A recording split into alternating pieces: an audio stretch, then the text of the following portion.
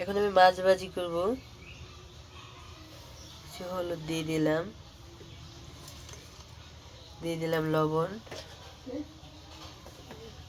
মরিচ দিয়ে দিলাম, একটু বরহস,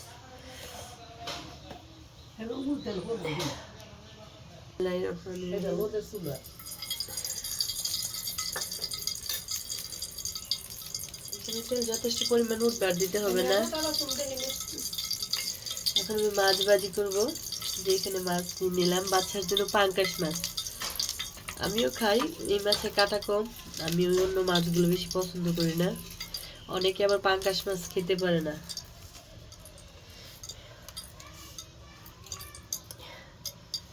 বিসমিল্লাহির রহমানির রহিম। এই রান্নাগুলো আমরা খেতে পারি সবাই, মাশাআল্লাহ।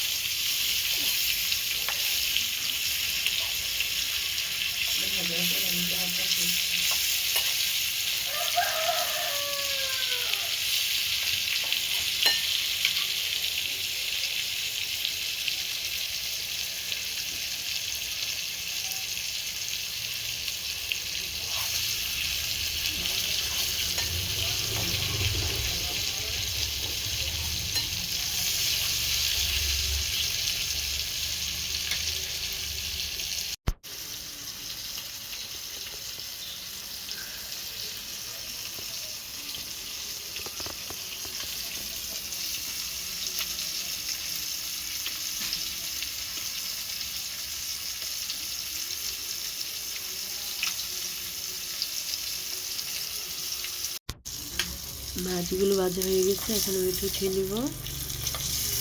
খুব সুন্দর হয়েছে।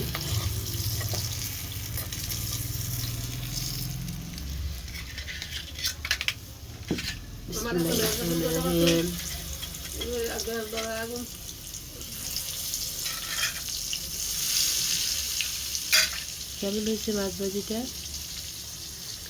একটু কষ্ট করে কমেন্ট করে বলে যাবেন আমার মিনি রান্না করে রান্না বান্না কেমন হয়, খাওয়া যায়?